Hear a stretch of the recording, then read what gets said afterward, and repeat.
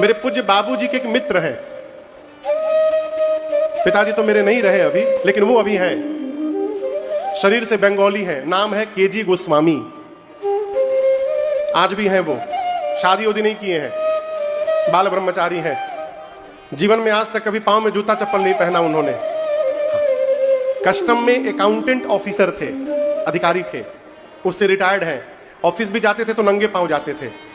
लेकिन आपको सुनकर आश्चर्य लगेगा, उनके पास एक काली जी की इतनी बड़ी फोटो है, बहुत पुरानी फोटो है काली मां की।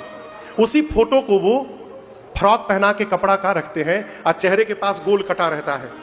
अब मैं बोलूंगा तो आपको विश्वास नहीं होगा, वो काली मां से साक्षात बात करते हैं, प्रत्यक्ष बात करते हैं। वो मेरे पिताजी को मिले जब पिताजी मेरे गोमुख से गंगा जल लेकर पैदल कांवड़ पर अकेले जगन्नाथपुरी जा रहे थे। उस समय वो गोमुख से रामेश्वरम जा रहे थे। तो रास्ते में एक जगह पिताजी को कांवड़ दिखाई पड़ा वृक्ष के नीचे, और कांवड़ पर बंगाली में लिखा हुआ था। तो पिताजी समझ गए कलकत्ता के हैं।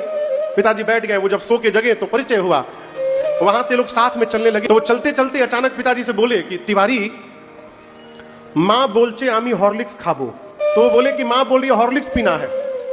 अब पिताजी बोले मां बोली है, हमको तो सुनाई नहीं दिया मां बोली है। चलिए हॉर्लिक्स खरीदाया, गिलास में हॉर्लिक्स घोल के वो मां को पिला रहे हैं। झगड़ा कर रहे हैं, नहीं नहीं ज्यादा नहीं पिलाऊंगा, पेट खराब हो जाएगा तुम्हारा, एक गिलास से ज्यादा नहीं पिलाऊंगा। ऐसे बोल रहे हैं, डांट रहे हैं, पिला रहे हैं। पिताजी भी पिए। पिताजी पहली बार जीवन में देखे थे वो। फिर चले, थोड़ी दूर बाद बोलते हैं तिवारी मां बोलचे बिस्किट खाबो। आगे बोलते हैं मां बोलचे नोतुन कापड़ चाहिए। मां बोल रही नया कपड़ा चाहिए, ये खाएंगे वो खाएंगे। पिताजी को लगा मन में कि इनका मन करता है खाने का और झूठे मां बोलचे मां बोलचे। पिताजी बोले बाबू 2-3 दिन बाद हम लोग रात्रि में एक जगह सोए। तो पिताजी मेरे 3 बजे भोर में उठे, स्नान ध्यान करके, पूरा रूट मैप था। तो गोस्वामी जी से बोले गोस्वामी जी चला जाए। तो बोले नहीं नहीं, मैं थोड़ी देर अभी थोड़ा और सोना चाहता हूं। पिताजी बोले ठीक है मैं चलता हूं, इतने किलोमीटर बाद दोपहर में विश्राम किया जाएगा, वहीं भोजन प्रसादी की व्यवस्था करता हूं मैं।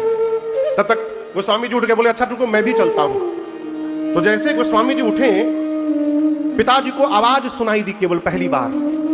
क्या आवाज निकला? बंगाली में आवाज आया, घूमे पर खतरा है।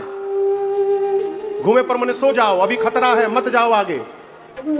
अब पिताजी का तो पूरा शरीर सुन्न हो गया। गोस्वामी जी बोले तिवारी मां बोल रही है कि आगे खतरा है, तुम भी मत जाओ आज। इतना बोल के वो सो गए। अब पिताजी तो बैठ गए स्तब्ध होके वहीं पर। अब बाबूजी बताए बाबू आधी घंटा नहीं बिता होगा, उसके बाद वो तूफान आया वहां पर और वो बारिश कि हम लोग 4 दिन वहीं फंसे रह गए, आगे नहीं बढ़ पाए।